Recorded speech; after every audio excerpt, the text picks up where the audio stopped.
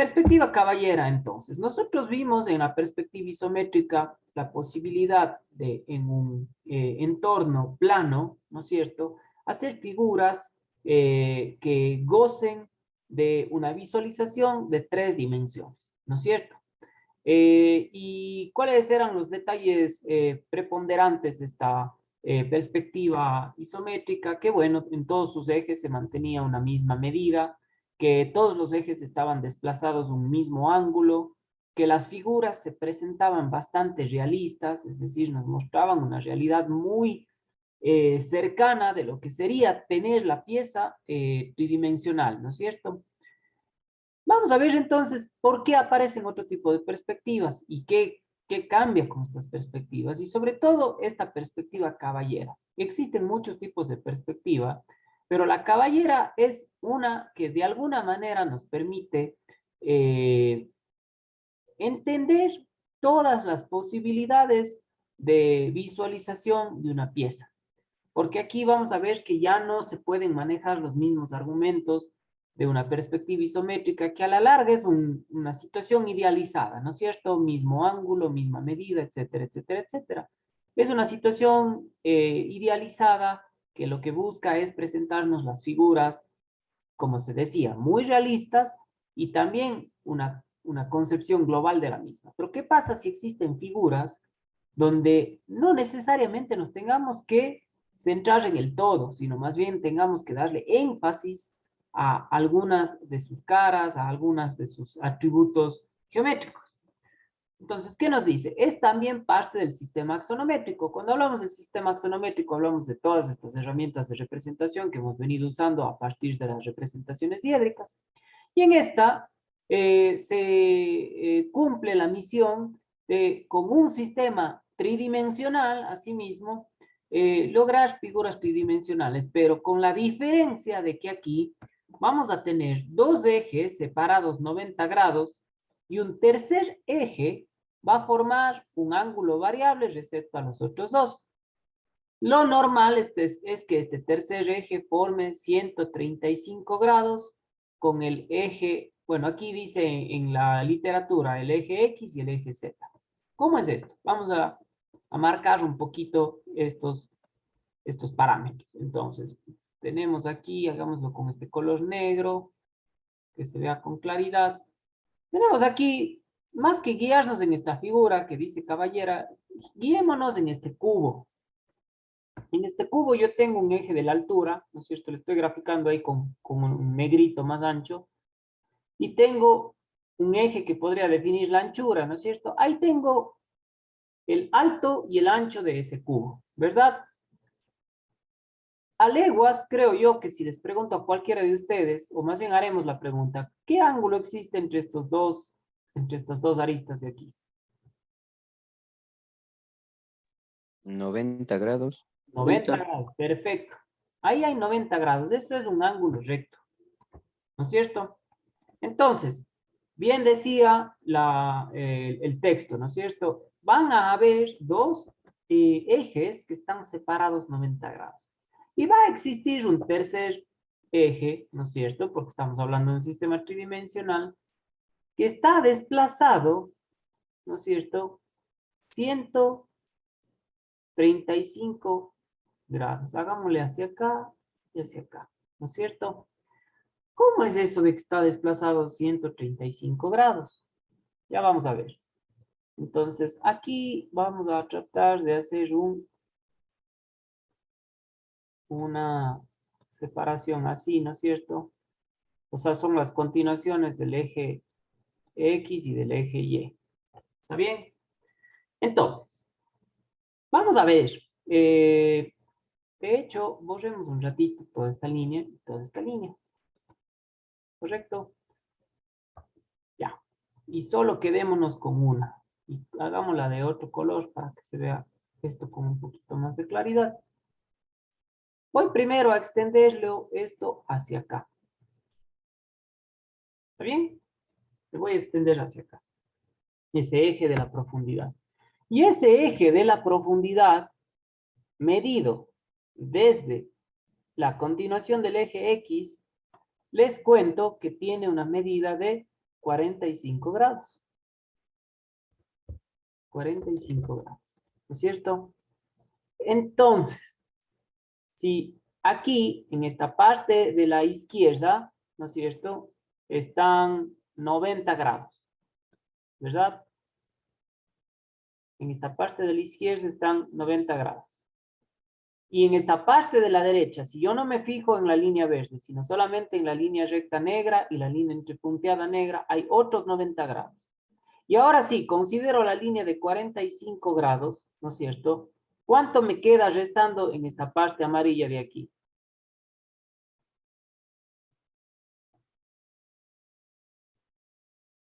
¿Cuánto quedaría ahí? 35 grados. 45, muy bien. Entonces, 90 más 45, ¿cuánto nos da? 135. 135, correcto, muy bien. Entonces, vamos poniendo los ángulos que ya hemos ido determinando, ¿no es cierto? De aquí a acá hay otros 45 y ya haciendo la suma, ¿no es cierto? De todo este ángulo, pongámosle en color rojo, haciéndole la suma de todo este ángulo, ya sabemos que ahí hay 135. Perfecto. Ahora analicémoslo desde otro lado. Vamos a analizarle ahora desde acá. Vamos a extender esta línea para acá, en esta misma dirección. Entonces, de la misma manera, vamos manejando este código de colores. De aquí, hagámosle ahorita con negro. De aquí a acá hay otro cuadrante y por ende hay otros 90 grados, ¿no es cierto? Aquí, en esta parte pequeñita, bueno, no en esta parte pequeñita, sino en esta parte de aquí, a ver, o sea, no le cambiamos de color. Ahora sí, en esta parte de aquí, si es la continuación de la de arriba, aquí también vamos a tener 45 grados, ¿no es cierto? También vamos a tener 45 grados. O sea que si yo mido desde el eje Y hasta esta línea verde en el sentido horario, ahí también voy a tener 90 más 45 que van a ser 135. Por eso es que dice que lo más habitual es que este tercer eje Y forme con el eje X y con el eje Z 135. El tema es ver desde dónde a dónde se mide, pero ahí podemos ver que sí se cumple el hecho de que estén a 135 grados. Entonces, si uno hace la suma, ¿no es cierto? 135 grados, ¿no es cierto? Más el resto de ángulos, vamos formando los 360 grados. Veamos si eso es cierto. Entonces aquí tengo 90, acá tengo 45, 135 y 45, tengo 180 y acá abajo me quedan otros 180, están los 360 grados, ¿no es cierto? Muy bien. Ahora, esto es una explicación un poquito más numérica, no hay que prestarle toda la atención del mundo. Creo que con que nos quede claro el por qué se dice que este otro eje está desplazado 135 grados, basta y sobra. También podríamos decir, está separado, podríamos decir, a ver, 180 más 45. También podríamos decir, está separado 45 grados del un eje y 225 del otro. También se podría decir eso, ¿no es cierto? Bueno, borremos todos estos dibujos por lo pronto. Ahora bien, quiero hacerles caer en cuenta otra cosa más. Vamos a suponer que este cubo que está aquí, a ver, para empezar, Paola, ¿nos escucha? Sí, profe, buenas noches. ¿Cómo está Paola? Dígame, Paola, en su percepción, este gráfico de aquí, ¿qué es? Es un... Ay, ¿cómo es eso? ¿Un cubo? Un cubo. Muy bien, Paola. Ya. Si es un cubo, tiene que tener todos sus lados iguales, ¿verdad? Sí, Perfecto. Vamos a asumir que entonces este lado, pongámosle un valor, digamos que vale 10, ¿correcto? 10. Perfecto. Ahora cojamos esta altura de acá. Cojamos esta altura por acá, esta de aquí. También tendría que medir 10. ¿No es cierto? Muy bien. Y ahora cojamos, cambiémosle de color y tracemos la línea de la profundidad. Esta también tendría que medir, a ver, no se hizo con el color que quería, ahora sí. Esta también tendría que medir 10, ¿verdad? 10 también por acá. Ahora, estimado Juan, Buenas ¿usted le ve noches. a la línea verde del mismo tamaño que la línea roja? Perdón, no le escuché, disculpe. ¿Le logra ver a la línea verde más grande que la línea roja? La verde no, se le ve más pequeña que la roja. Más pequeñita, ¿no es cierto? Pero creo que es inconfundible, ineludible, y el que menos le preguntemos y le digamos qué es esto, nos va a decir que es un cubo, ¿no es cierto? No va a tener dudas. Eso es una de las principales situaciones que genera la perspectiva caballera. Nosotros estamos viendo un cubo. Podemos ver muy claro su alto y su ancho. Podemos ver muy claro. Es casi que instantáneo que nosotros vemos eso y decimos el largo y el ancho son iguales. En este caso, si me dicen el ancho es 10, yo digo entonces el alto también es 10. Y si me dicen el alto es 10, yo digo entonces el ancho también es 10. Pero a pesar de que la profundidad se ve más chiquita, yo sigo interpretando que es un cubo. De alguna manera, de una manera un poquito más abstracta, pudiéramos decir, le estamos quitando importancia a la profundidad del objeto, porque ya sabemos que es un cubo. ¿Qué saco yo viéndole igualito al eje de la profundidad o a la arista de la profundidad? Si ya tal cual lo veo, ya sé que es un cubo. ¿No es cierto? Entonces, la perspectiva caballera, al desplazar los ejes de manera que uno con otro conserven 90 grados y un tercero, como se lo quiera ver, 135, 45, como se lo quiera ver, hace que el eje de la profundidad sufra una escala de reducción, ¿no es cierto? O sea que todo lo que vaya paralelo al eje de la profundidad se lo va a ver más pequeño, pero no nos va a quitar a nosotros la certeza de que esas medidas son iguales, mayores o menores que las medidas que están en el eje X y Y. Ese es el efecto visual que se logra con una perspectiva caballera, ¿no es cierto?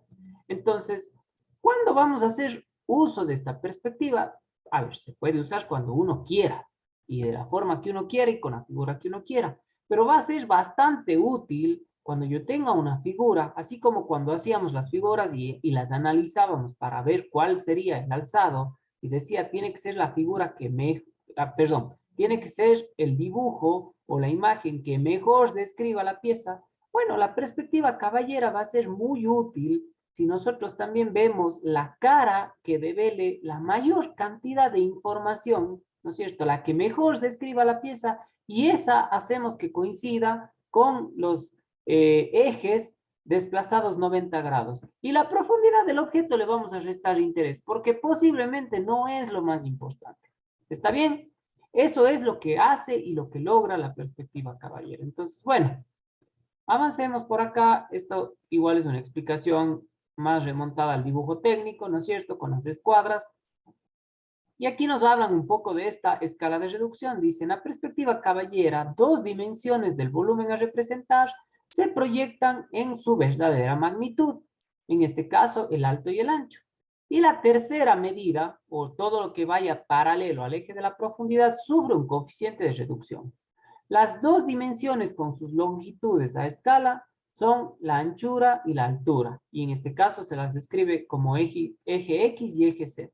Mientras que la dimensión que refleja la profundidad o eje Y se reduce en una proporción determinada, 1 a 2, 2 a 3 o 3 a 4. Suelen ser los coeficientes de reducción más habituales.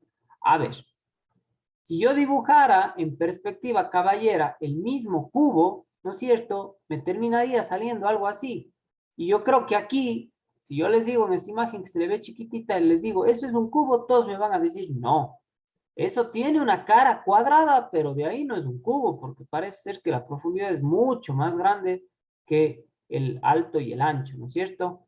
Bueno, aquí ya vemos una imagen con reducción 2 a 3, ¿no es cierto? Y aquí creo que todos podemos decir, eso es un cubo.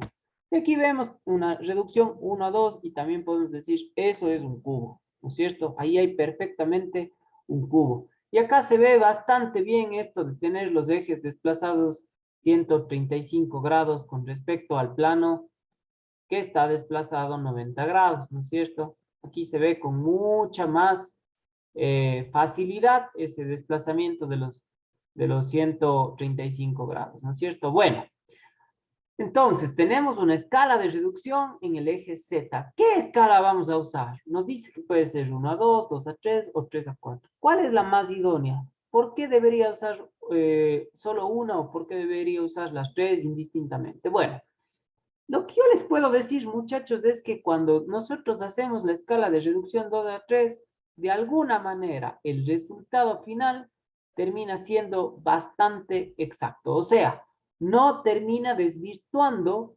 la visualización de una pieza. En este caso, si nos remontamos otra vez al ejemplo del cubo, si yo la expongo una perspectiva caballera con reducción 2 a 3 en el eje de la profundidad, no voy a perderme y siempre voy a decir, eso es un cubo, a pesar de que la profundidad se ve un poquito más chiquita. En figuras más complejas, la reducción 1 a 2 o la reducción 3 a 4 podría complicar eso un poco. Entonces, para nuestra clase, vamos a usar la reducción del eje de la profundidad 2 a 3. ¿Está bien? Este va a ser el coeficiente de reducción que usaremos en nuestras clases, en nuestras figuras. ¿Correcto? Bueno, continuemos. Se puede dibujar fácilmente un volumen a partir de una vista lateral o alzada, trazando a partir de cada vértice las líneas paralelas a Y para reflejar la profundidad del volumen. Es muy fácil trazar esto con el método, aunque el resultado no represente una imagen del objeto tan real como puede ser con otros sistemas. En la siguiente animación puedes ver el proceso. Bueno, vamos a hacer entonces esta animación. Tenemos aquí esta representación diédrica, ¿no es cierto? Para quienes a lo mejor no la identifican, está aquí, ¿no es cierto? Tenemos ahí alzado, acá abajo tenemos la planta y acá tenemos el perfil. Si yo tengo alzado, perfil y planta de esa manera, ¿qué sistema estoy viendo ahí? Vamos haciendo un poquito de memoria.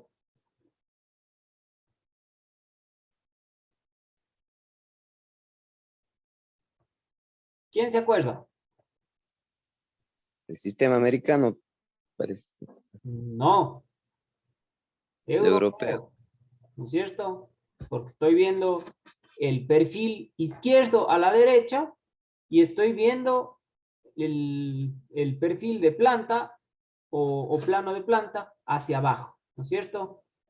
Siempre eso es, verán, eso es como Padre Nuestro que estás en el cielo en el diseño, saber identificar rápido el sistema de representación.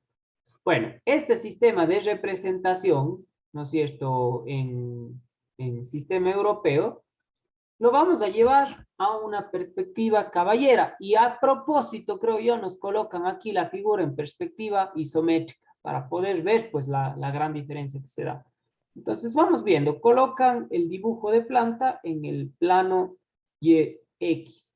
Recordar que todo lo paralelo al eje Y, que en este caso es el eje de la profundidad, sufre una escala 2 a 3. De hecho, ahí nos ponen en la parte baja, ¿no es cierto?, la escala 2 a 3 y la escala 1 a 1 para los ejes restantes. Vamos a graficar un poquito en estas escalas para ver qué tanto cambia. Entonces, grafiquemos una unidad en el eje, o para que se vea más visible, grafiquemos 3 unidades en el eje Y.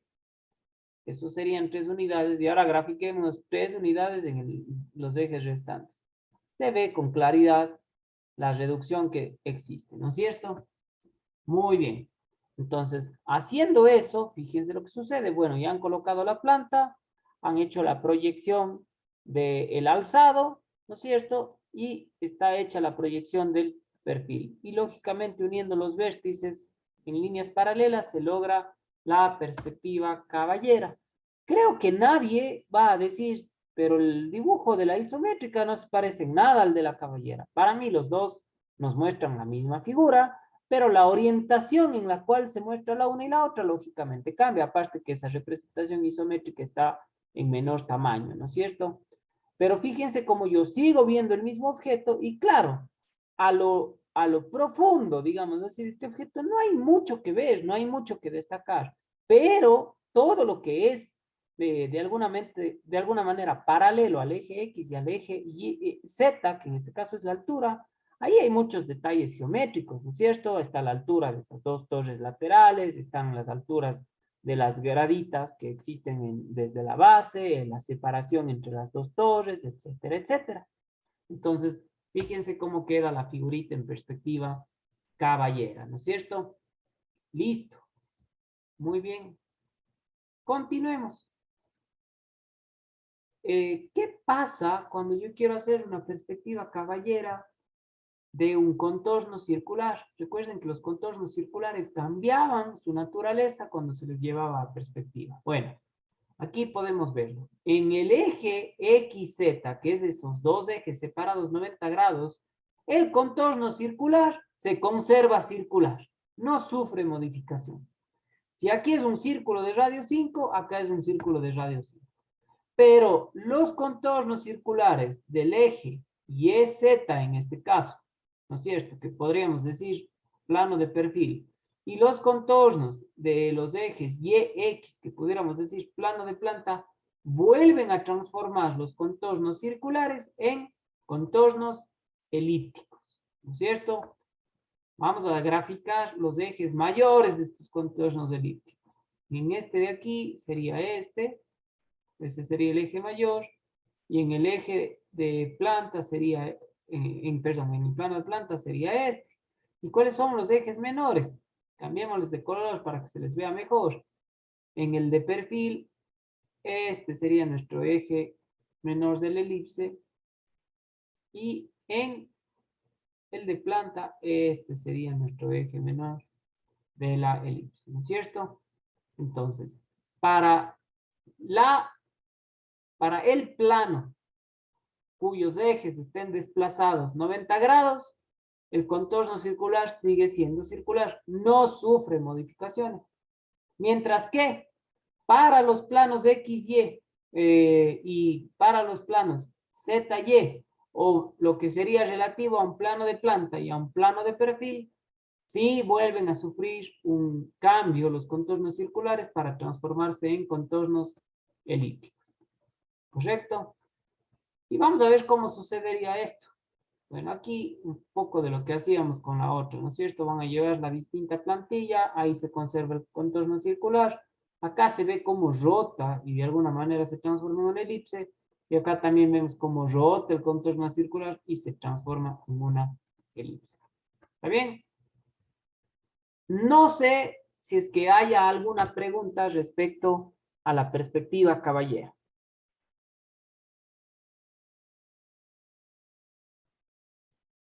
No hay ninguna pregunta, correcto.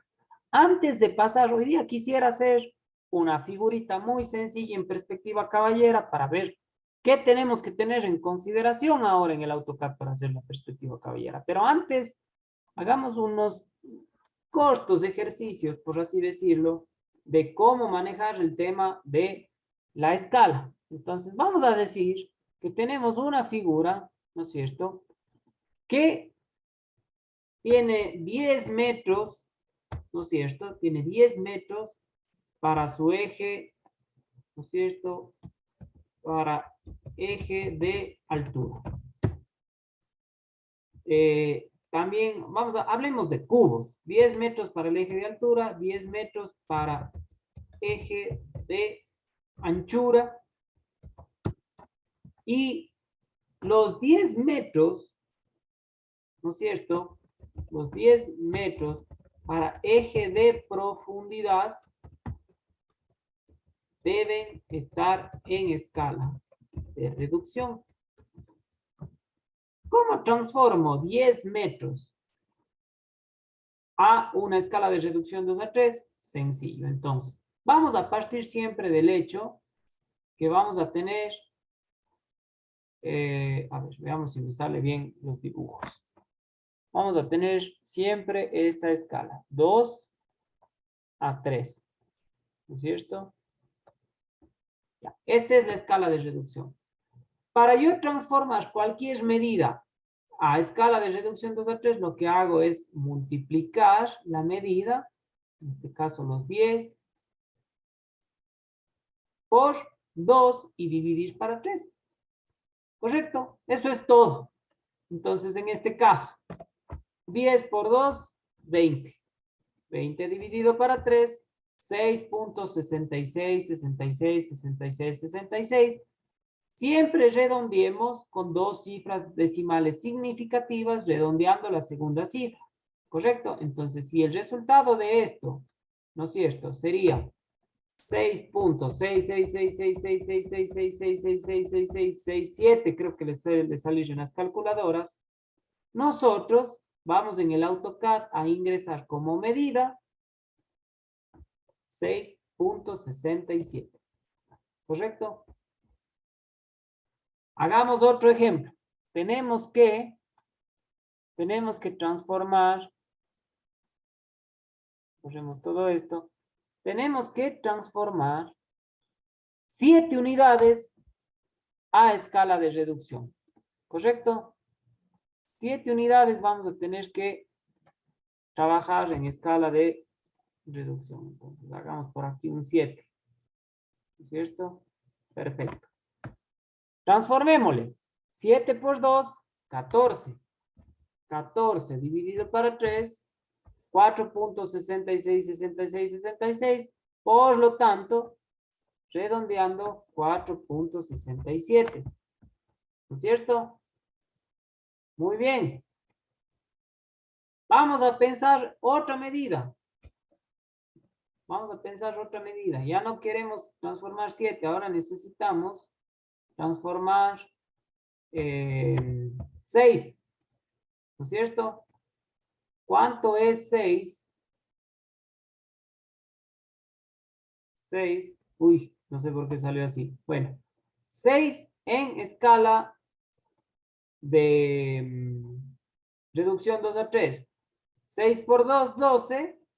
Dividido para 3 da a 4. ¿Correcto?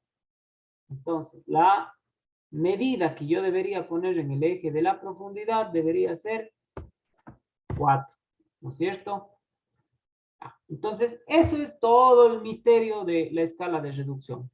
La medida que yo tenga que hacer, si yo estoy basándome en planos, si estoy basándome en estas figuras que yo les suelo mandar de deber, y veo que la medida, por ejemplo, es 15. Bueno, 15 por 2, 30. Dividido para 3, 10. Entonces no voy a graficar los 15, voy a graficar los 10. ¿Correcto? Es necesario cuando hago una perspectiva caballera poner en algún lado que la escala de reducción es 2 a 3. No es necesario. Yo, como entendido del diseño y del dibujo, solo viendo la perspectiva puedo darme cuenta que al estar desplazados dos ejes 90 grados, alguna reducción va a tener que representar el eje desplazado un ángulo mayor, en este caso los 135 grados. ¿Está bien? No sé si hay alguna duda. Yo tengo una consulta, profe. Claro, Juan, cuéntenos. Si les sale, el resultado le salió 4.67. Si le coloca 5. No, no es bueno hacer ese redondeo tan grande, Juan, porque cuando nosotros trabajemos las figuras, no vamos a redondear siempre la misma cantidad. Por ponerle un ejemplo, usted dice, pongámosle 5, no pongamos 4.67. Perfecto. ¿Alguna proporción de redondeo está utilizando usted? No le sabría siquiera decir cuál, pero alguna proporción de redondeo. Y luego supongamos, me voy a inventar, pero supongamos que otra medida le sale 4.05. Usted dice, no voy a poner 4.05, voy a poner solo 4. Esa proporción de reducción es mucho menor a la anterior. Entonces, en algún punto su figura deja de coincidir. ¿Correcto? Entonces, no haga eso. Como regla, yo les diría, para que no tengamos estos problemas de que los contornos no coinciden, hagamos siempre que todo lo que va en el eje de la profundidad, si es que nos sale con decimales, lógicamente más de 2 decimales, porque si nos sale solo 2, asumimos esa medida tal cual. Pero si nos sale más de 2 decimales, redondeemos el segundo decimal al inmediato superior o al inmediato superior o al inmediato inferior. Por ejemplo, hay veces que nos salen, yo que sé, una medida 5.33, 33, 33, 33, ¿no es cierto? Bueno, entonces la medida va a ser 5.33. Nada más. O sea, solo vamos a tomar en cuenta los 2 primeros decimales. Si es que a lo mejor estuviéramos, Juan, trabajando con figuras excesivamente grandes o excesivamente pequeñas, que no es nuestro caso, ustedes a estas alturas del curso ya se habrán dado cuenta que no es pues que cogemos un día y diseñamos un edificio y no es que al día siguiente diseñamos un microchip. Pero si fuese ese el caso, ahí tocaría hacer un estudio más fino de cuánto vamos a redondear, cuántas cifras decimales significativas vamos a tomar en cuenta, ya que en grandes medidas redondear repercute en problemas y en medidas muy pequeñitas redondear también repercute en problemas. Pero las figuras que nosotros manejamos, digamos, son figuras que se acoplan perfecto al hecho del redondeo de 2 cifras decimales significativas, cambiando la última cifra a su inmediato superior o inferior. ¿Estamos de acuerdo? Sí, muchas gracias. Listo, Juan. Muy bien. Vamos, en este momento les voy a pedir 5 minutitos. No nos mandemos un receso muy amplio, más bien hagamos la explicación en el AutoCAD y con eso podemos hacer uso del tiempo restante. Vamos a poner una pequeña pausa, ¿no? Y les llevo inmediatamente a el AutoCAD. Estamos en este formato que es en el que hemos venido trabajando. Como ven, otra vez que grabamos todo ya con capas, hace que en este momento ya mis capas estén disponibles. Y quiero que se fijen en esta figurita que he traído para elaborarla, ¿no es cierto? Esta figurita de aquí. Le vamos a hacer esta figura en perspectiva caballera.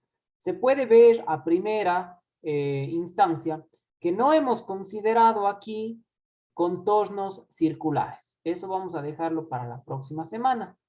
Por lo pronto manejémonos con contornos rectos. Y si fuese el caso que tuviésemos contornos inclinados, no es mayor problema porque lo único que hay que hacer es lograr que coincidan puntos de encuentro en dichos contornos inclinados, pues, y se obtiene la pieza. Ahora bien, a diferencia de la perspectiva isométrica, donde nosotros incluso tenemos un entorno de trabajo isométrico, ¿no es cierto?, como era el dibujo ISO, aquí no hay entorno para trabajar perspectivas caballeras, por lo que se hace muy importante iniciar nuestro trabajo mediante la ejecución de los ejes de trabajo. Y también es muy importante que sí nos guiemos del rastreo polar.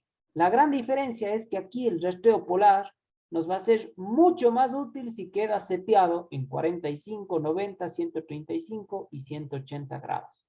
Entonces, yo cambio eso de acá, veo que me quede en este rastreo polar y que esté lógicamente activado. Ya saben que la diferencia entre estar activado y desactivado es que el icono esté sombreado en azul. Voy a hacer esos 3 ejes entonces. Entonces, fíjense, voy a coger, voy a decir, a ver, voy a hacer un eje Y de, pensemos, 150, ¿no es cierto? A ver, esta capa está con un color bastante invisible, por así decirlo. Pero bueno, hagamos un eje X, estaría por acá, ¿no es cierto? A 150 también. Y hagamos un eje Z. Fíjense cómo el rastreo polar inmediatamente ubica ese ángulo de 135 grados. Y también pongámosle 150. Listo.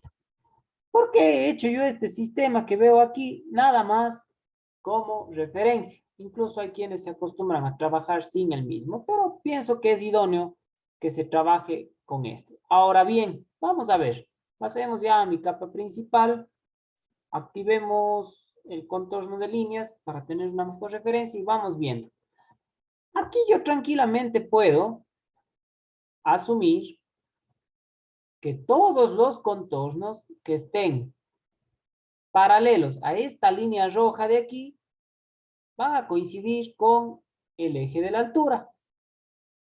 Puedo yo también asumir que todos los contornos que estén paralelos a estas líneas, como la segunda línea roja que acabo de hacer, van a ser parte del eje de la anchura. Y por último, pongámosle otro color, todos los contornos que estén paralelos a este contorno naranja, esos serán los de la profundidad y esos serán los que tienen que sufrir la reducción de 2 a 3. Sabiendo eso, vamos manos a la obra. Entonces, la primera medida que voy a considerar es esta medida de 89, que me parece es, 88. 88 es el ancho total. Entonces, solo para tener una buena referencia, yo voy a coger y voy a ejecutar ese primer trazo. Voy a partir del origen y voy a venir hacia acá, 88. ¿No es cierto? 88 y ahí me tengo que levantar, el alto total me dice que es 75. ¿No es cierto? Entonces, 88 y 75. ¿No es cierto? Luego definiré qué contornos serán los contornos visibles y los contornos no visibles. Y por acá también tendría que hacer 88. O más bien, vamos por el otro lado. La profundidad total me dice es 64. Entonces, vamos a hacer nuestra primera arista en reducción.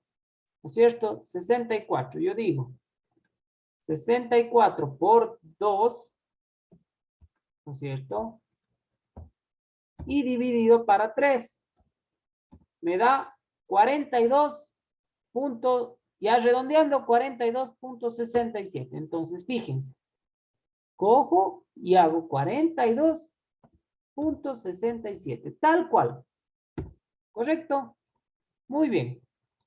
Ahora, veo que aquí hay un contorno que desde el borde derecho es menos 25 y el ancho total es 88. Entonces, 88 menos 25 tendría 63. Aquí voy a manejar 63. Listo. Vendría hasta ahí. Y luego vamos desde el otro lado. Ojo, por si no saben, aquí tenemos en utilidades, podemos sacar la calculadora de AutoCAD para ir trabajando rápidamente. Acá tenemos 16. Entonces, nuevamente, 16. A ver, 16 por 2. ¿No es cierto? Igual. Y dividido para 3. Igual. Me sale 10.6666. 10.67. Entonces, acá tengo 10.67. 10.67. ¿No es cierto? Ahora tengo los 25. Y acá la diferencia, ¿no es cierto? Que en realidad termina siendo, bueno, ahí AutoCAD me dice que es 32. Tendríamos que hacer el cálculo en realidad. Pero como yo sé que ese punto se une con el otro, simplemente cierro, ¿no es cierto? Muy bien. Esta calculadorita igual la podemos transportar a cualquier lado de la pantalla. Entonces, a ver, 64 menos 16 me terminaría dando 48. Terminan siendo aparentemente 32. A lo mejor no es muy real eso. Siempre igual tengo que cerciorarme de que hayan empatado los puntos. Aparentemente sí empataron. Pero yo sé, en base a mi gráfico, que estos dos contornos se contactan. Muy bien. Ahora tengo una subida de 38 en este punto. Por eso les decía, ya luego nos fijaremos qué contornos a la larga son visibles y cuáles son invisibles. Subo 38, ¿no es cierto? Aquí. Vengo los mismos 25 para acá. Y me conecto aquí otra vez con estos 38. ¿No es cierto? Y por otro lado, aquí también tengo esa altura de 38. Fíjense como siempre la referencia polar me indica un poco el camino. Y acá yo sé que estos dos contornos se encuentran así.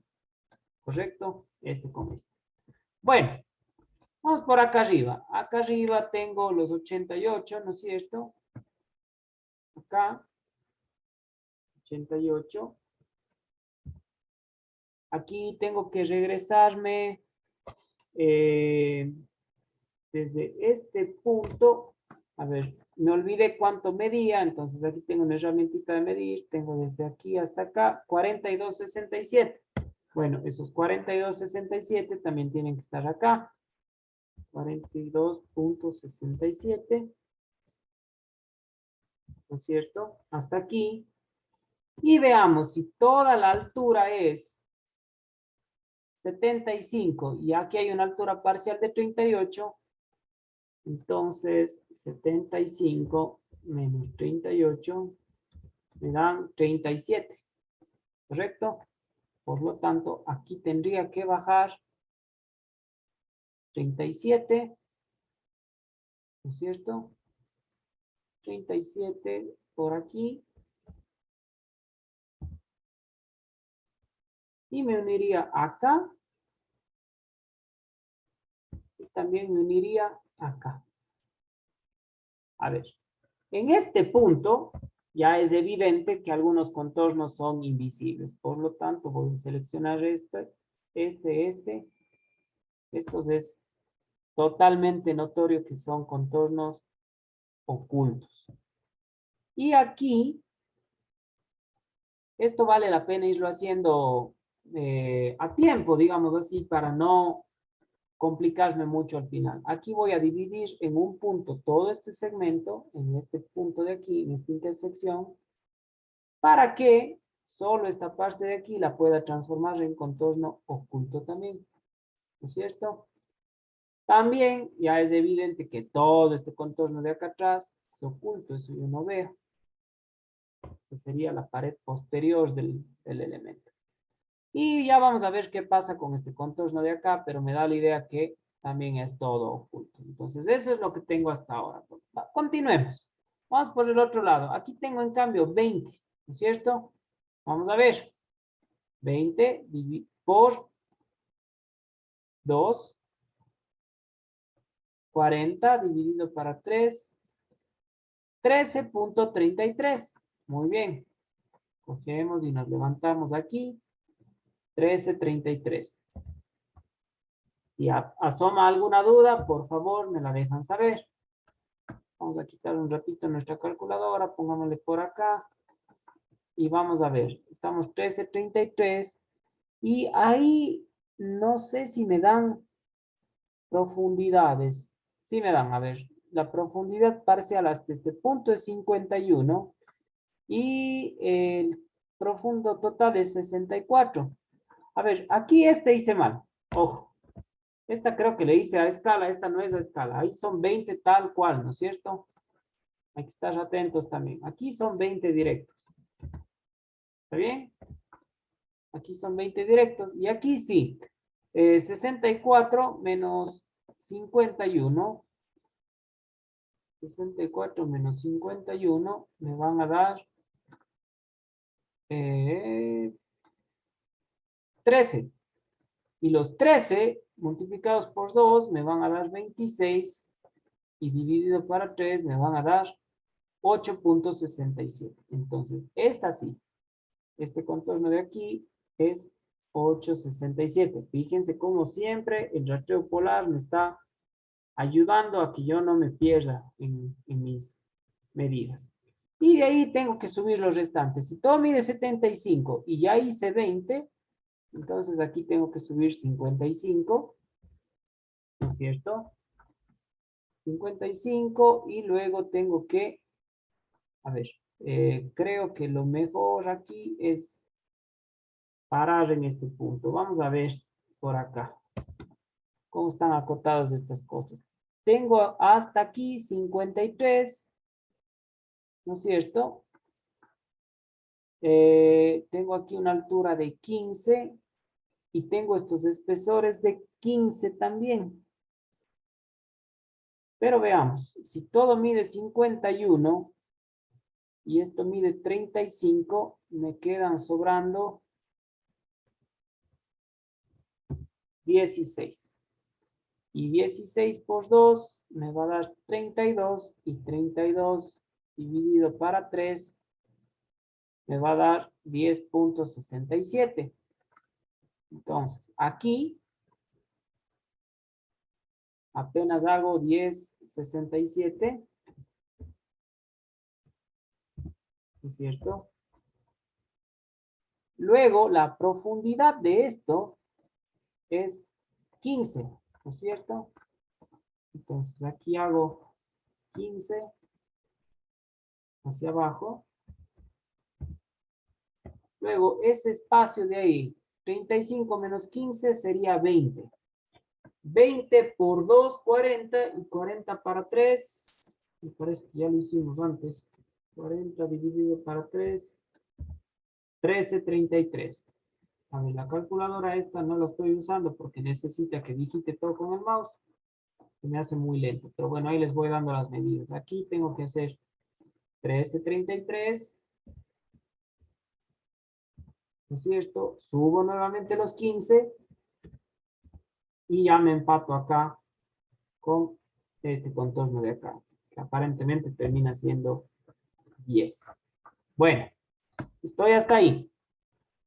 Vamos con estos espacios de acá. Todo esto mide 53, pero el ancho es 15. Entonces, 53 menos 15 me da 38.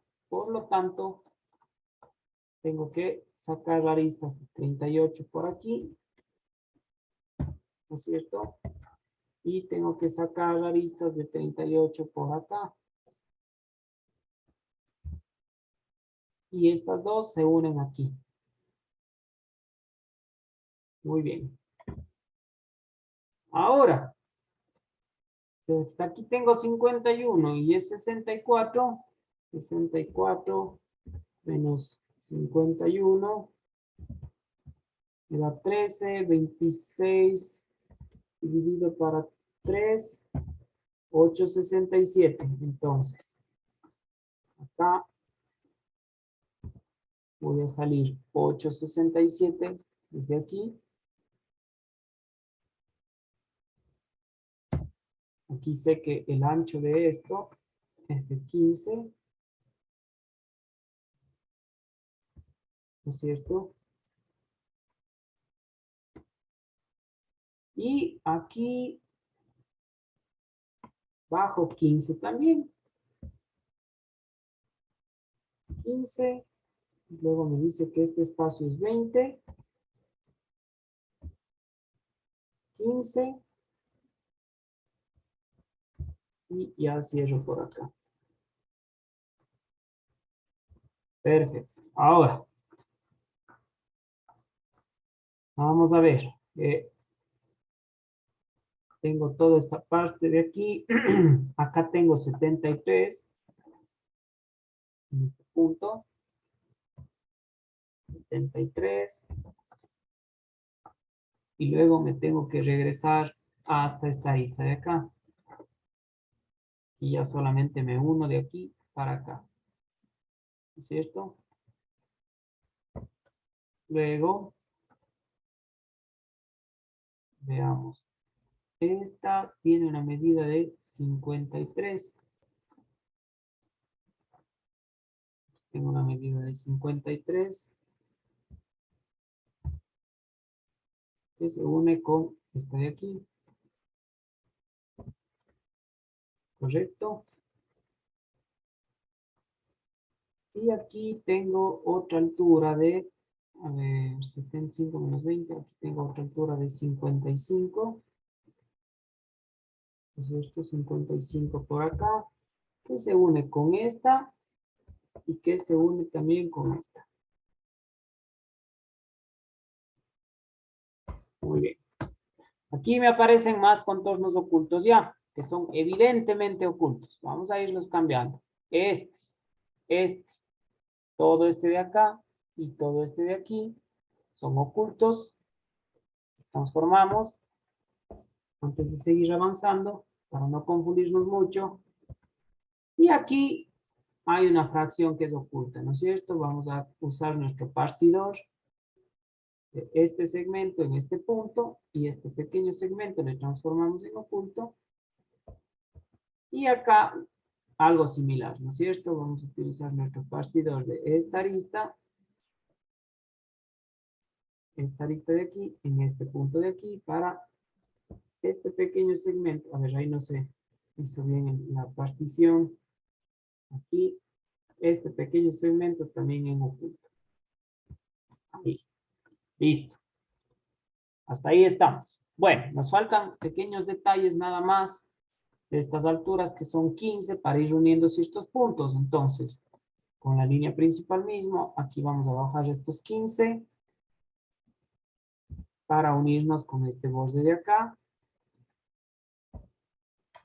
Y prácticamente el resto de la figura ya es solo con contornos ocultos. Cambiemos de capa y vamos uniendo lo que nos falta, ¿no es cierto? Vamos a tener que unirnos de aquí a acá. Vamos a tener que bajar 15 aquí. 15 y unirnos acá. Así. Y finalmente, creo yo que ya estamos. No nos falta... Ah, hay que unirnos también los... son 73. Entonces, desde acá para acá son 73. Pero parte de estos contornos sí se ven. Entonces, aquí vamos a usar nuestro partidor. Este contorno de aquí, partámosle en esta cruce de aquí. Y nuevamente, este contorno que queda sobrando, partámosle aquí. Para que solo este tramo se vea visible. ¿Correcto? Listo. Esto estamos ahí. Y finalmente nos falta un contorno oculto que es todo el alto de la parte posterior del objeto que se une acá. Así. Con eso creo que estamos. Esa es toda la figurita.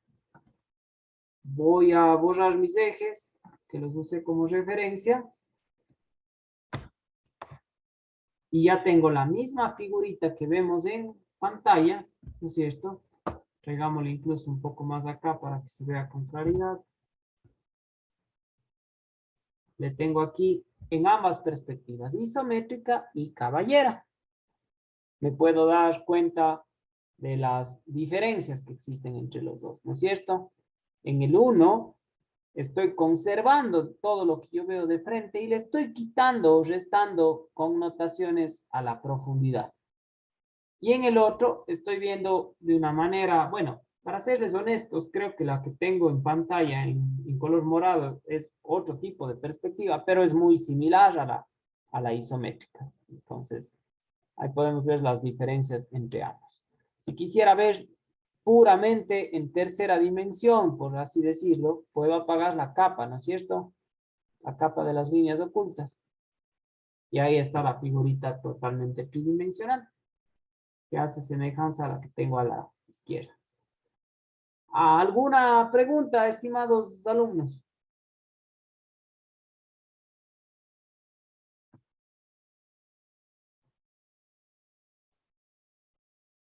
Vamos entonces a generar un pequeño deber de esto.